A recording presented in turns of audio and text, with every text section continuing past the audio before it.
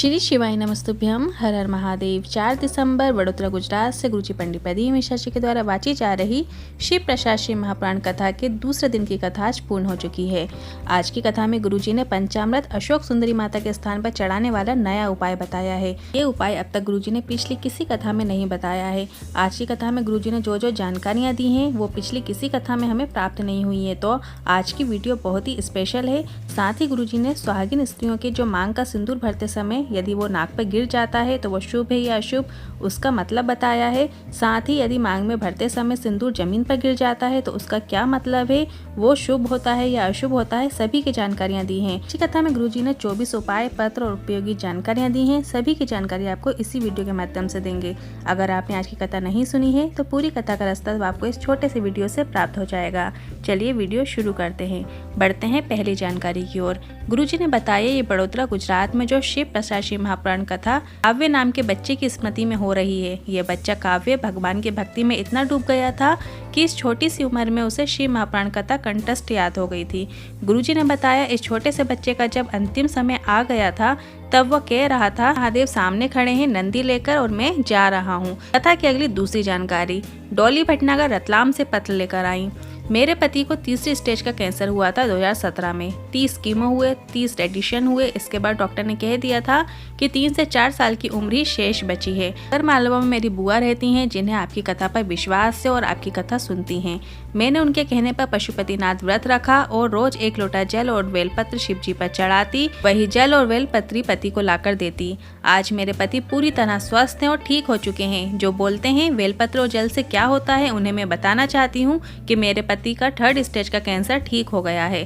कथा की अगली तीसरी जानकारी। भगवान को दीपक लगाओ तो शुद्ध घी से लगाओ। ऐसा क्यों कहते हैं कि आपका स्वभाव भी शुद्ध होना चाहिए, क्योंकि भोले को प्राप्त करने के लिए आपको भोला बनना पड़ेगा।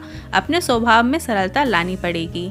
कथा की अगली चौथी जानकारी। परिवार, रिश्ते, नाते, कुटुंब, मोबाइल की गारंटी नहीं है, पर आपने एक टाइम में 1 लोटा जल शिवलिंग पर चढ़ाया है तो उसकी गारंटी है कि आपके सामने जब दुख तकलीफ कष्ट आने वाला रहेगा तो धीरे धीरे वो कटता चला जाएगा और महादेव सब संभाल लेंगे। पर इसमें आपको एक बात का ध्यान रखना है, जल चढ़ाते समय छल नहीं होना चाहिए। कथा की अगली 5वीं जानकारी। दीपा जी बड़ोदरा से पत्र लेकर आई। बाबा कृपा से मेरी 16 और 12 साल की 2 बेटियां हैं। उसके बाद 10 साल हो गए हैं पर मेरे घर कोई बच्चा नहीं है। डॉक्टर को दिखाया तो डॉक्टर ने बोला अब संतान सुख नहीं है, आप टेस्ट ट्यूब भी कराएंगे तो उसका भी कुछ नहीं हो सकता। फिर मैंने पशुपतिनाथ व्रत किया और मनोकामना की कि मेरी झोली फिर से भर दो। कुबरेश्वर धाम जाकर मैंने फरवरी 2020 में रुद्राक्ष वितरण की कथा सुनी और कंकर को शंकर हाथ में लेकर मनोकामना भी की, हे बाबा आपको ही मेरे घर में संतान देना है। इसके बाद मेरे पर भोलेनाथ की कृपा हुई और मेरे घर एक बेटे ने जन्म लिया। आभार व्यक्त करने बेटे को लेकर कथा पांडाल में आई हूँ। कथा की अगली 6वीं जानकारी। कुम्मन दास जी भगवान को जब प्रसाद को पाते हुए दर्शन किया, मतलब भगवान को लड्डू खाते हुए देख लिया तो पूरे संसार के लिए घर में प्रसाद भी नहीं पहुंचा है तो वो आपके घर में जो लड्डू गोपाल की मूर्ति है उसके दर्शन मात्र से आपको सभी तीर्थों के प्रसाद का फल प्राप्त हो जाता है। अब कोई कहे कि लड्डू गोपाल कैसे बने तो आप बता सकते हैं।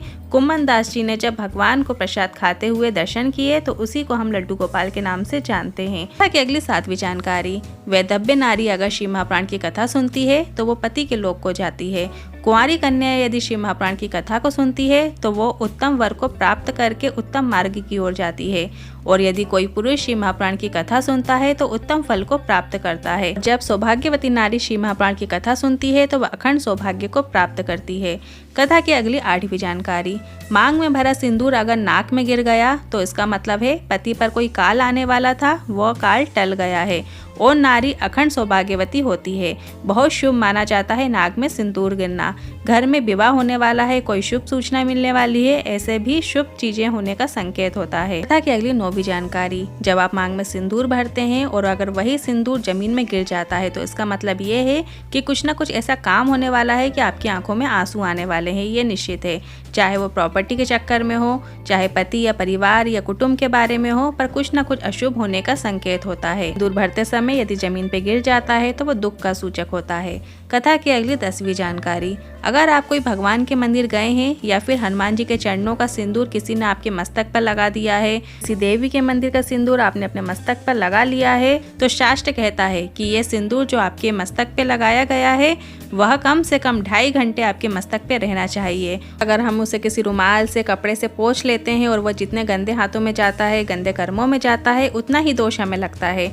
तो मस्तक में लगे सिंदूर को निकालने के लिए आपको कोई पुष्प का उपयोग करना चाहिए। या तो उस पुष्प को आपको किसी नदी में विसर्जन कर देना चाहिए, या किसी पेड़ के नीचे विसर्जन कर देना चाहिए, या फिर अपने ही घर के गमलों में उसका विसर्जन कर देना चाहिए। ताकि अगली 11वीं जानकारी। घर में जब कोई भोजन करने आए या वृक्ष के नीचे आप जल चढ़ाने जा रहे हो, या शंकर भगवान के मंदिर में आप जल चढ़ाने जा रहे हो, भगवान को जल देने जा रहे हो, उसमें जो लोटा या गिलास रखा हुआ है वो नीचे गिर जाता है तो वो शुभ नहीं माना जाता है। ताकि अगली 12वीं जानकारी। अगर आपके घर में कोई अतिथि आ रहे हैं और उनको अगर आप पानी भी देने जा रहे हैं और पानी का पात्र आपसे बार बार गिर रहा है, इसका कारण ये है कि पूर्वज, देव, कुलदेव जरूर प्यासे हैं और उन्हें अन्न का भाग नहीं मिल पा रहा है। वो हमसे कुछ मांग रहे हैं और हम उनको प्रसन्न नहीं कर पा रहे हैं और दूसरों को प्रसन्न करने जा रहे हैं, तो हमारे काम में विघ्न आ जाता है। तथा की अगली 13वीं जानकारी है। कौन से भगवान को कौन सा प्रसाद चढ़ाया जाता है जो उन्हें अति प्रिय है, ये जान लेते हैं।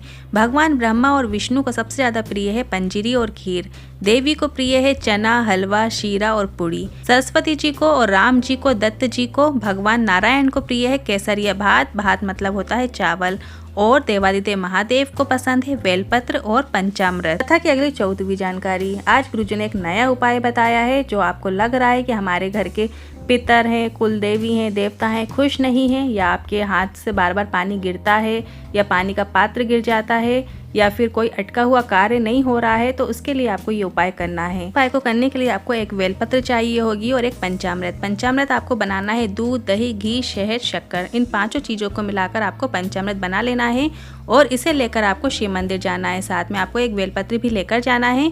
बेलपत्र को आपको शिवलिंग में माता अशोक सुंदरी के स्थान पर अर्पित करना है, पर इस बार बेलपत्र अर्पित करने का तरीका दूसरा है। बेलपत्र को अशोक सुंदरी के स्थान पर इस प्रकार अर्पित करें कि बेलपत्र की जो डंडी है वो शिवलिंग की ओर होना चाहिए और बीच वाली पत्ती जलाधारी की ओर होना चाहिए। इस तरीके से आपको बेलपत्र अर्पित करना है। इस तरीके से बेलपत्र आपको सिर्फ और सिर्फ इसी उपाय को करते समय करना है। अब जो आपने पंचामृत लाए हैं उसको आपको थोड़ी सी इसी बेलपत्र के ऊपर अर्पित कर देना है। मतलब अशोक सुंदरी के स्थान पर जो बेलपत्र आपने अर्पित की है उसी के ऊपर आपको वो पंचामृत थोड़ा सा अर्पित कर देना है। इसके बाद थोड़ा सा शिवलिंग के ऊपर अर्पित किया जाता है। बस इतना ही करना है। इसके बाद आपके पूर्वज और कुलदेव और पितृ भोजन और जल की आस नहीं करते, क्योंकि महादेव उन्हें तृप्त कर देते हैं और आपके अटके हुए कार्य भी बनने लगते हैं। अब आप ये उपाय सोमवार, प्रदोष या मासिक शिवरात्रि में सुबह या शाम कभी भी कर सकते हैं। ताकि अगली 15वीं जानकारी। गुरुजी ने बताया हमारे सनातन धर्म में अगर कोई झाड़ू लगाने वाला झाड़ू लगा रहा है और आप वहां से निकलकर चले जाते हो तो उसे शुभ माना जाता है। अगली 16वीं जानकारी। बहू जब आती है तो खूब वैभव लाती है, भले ही दहेज में कुछ लाए या ना लाए, पर खुशियां बहुत लाती है। और बहू जब झगड़ा करके जाती है तो घर की खुशियां भी चली जाती हैं, रौनक चली जाती है। कथा की अगली 17वीं जानकारी। कथा की अगली 17वीं जानकारी। एक संवाद के अनुसार लक्ष्मी जी ने ये वरदान प्राप्त किया था कि जगन्नाथपुरी में जगन्नाथ के लिए जो भोजन बनेगा और उस भोजन को जो जो व्यक्ति ग्रहण करेगा उसके कई रोग उसे आचमन करते ही समाप्त हो जाएंगे। जगन्नाथपुरी के प्रसाद का ग्रहण करने का इतना महत्व है कि हमारे कई बीमारियां उससे समाप्त हो जाती हैं। कथा की अगली 18वीं जानकारी। जब घर में अधिक मात्रा में क्लेश हो रहा हो, पति पत्नी में बहुत ज्यादा लड़ाई झगड़े हो रहे हो, तलाक तक की नौबत आ गई है, भाई भाई में क्लेश चल रहा है, परिवार में क्लेश चल रहा है, तो हमें वटकेश्वर महादेव का पूजन करना चाहिए। अब आपको इसके लिए वटकेश्वर महादेव को ढूंढने की ज़रूरत नहीं है। आप बड़ के वृक्ष के नीचे जाइए और जो मिट्टी का ढेला पड़ा हो उसी के ऊपर एक कलश जल अर्पित कर देना है। बस आपको इतना ही करना है। मतलब आपको बड़ के पेड़ के नीचे एक कलश जल अर्पित कर देना है। ताकि अगली 19वीं जानकारी। एक पत्र आया, उसमें लिखा था हमने 3 साल से मकान के लिए फॉर्म भरा था पर हमें मिल नहीं पा रहा था। मैं मेरी बहन के यहाँ गया था, उसने 1 लोटा जल शिवलिंग पर अर्पित करने का कहा। जल अर्पित करते हुए मुझे कुछ ही महीने हुए थे कि मुझे मेरा मकान मिल गया। आभार व्यक्त करने कथा पंडाल में आए हैं। कथा की अगली 20वीं जानकारी। श्यामा वैशाली अखिलेश्वर गुजरात से पत्र लेकर आई।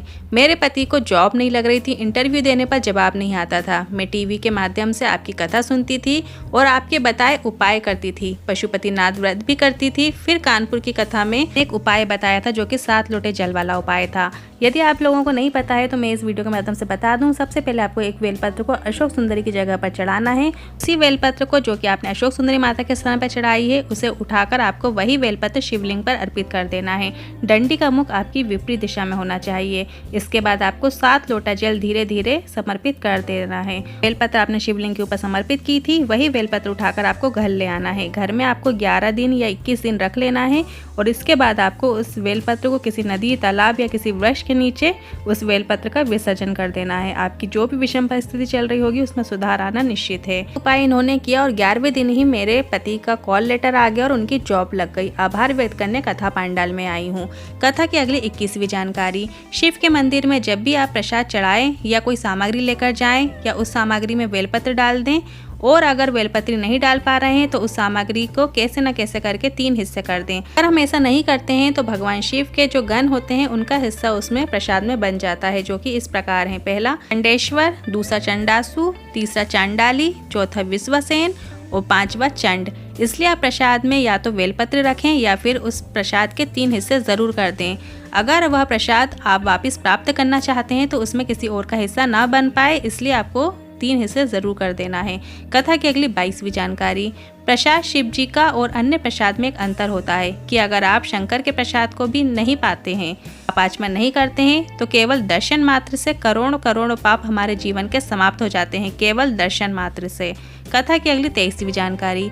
अगर कोई हमारा पैसा लेकर चला जाता है या फिर हमारे ऊपर कर्जा हो गया है तो आपको वटकेश्वर महादेव का स्मरण करते हुए पार्थिव शिवलिंग का निर्माण करना है, पूजन करना है। अगली 24वीं जानकारी। अगले तीसरे दिन की कथा में हम गुरुजी से सुनेंगे कि पीपल के वृक्ष में कौन से प्रसाद को चढ़ाएं कि वो हमारे पूर्वजों को सुख प्रदान करे। आंवले के वृक्ष के नीचे कौन सी सामग्री समर्पित की जाए जिससे धन की वृद्धि हो। बेलपत्र के वृक्ष के नीचे शिवलिंग का पूजन करते समय हमें कौन से प्रसाद महादेव को समर्पित करना चाहिए जिससे हमें संतान का सुख बने। सभी जानकारियां हम कल की कथा में श्रवण करेंगे। आज की वीडियो आपको कैसी लगी कमेंट बॉक्स में जरूर बताइएगा। अगर आपको ये वीडियो उपयोगी लगी हो तो वीडियो को लाइक करके कमेंट बॉक्स में हर हर महादेव जरूर टाइप कीजिएगा। आपके कमेंट से हमें प्रोत्साहन मिलता है। हर हर महादेव। श्री शिवाय नमस्तुभ्यम।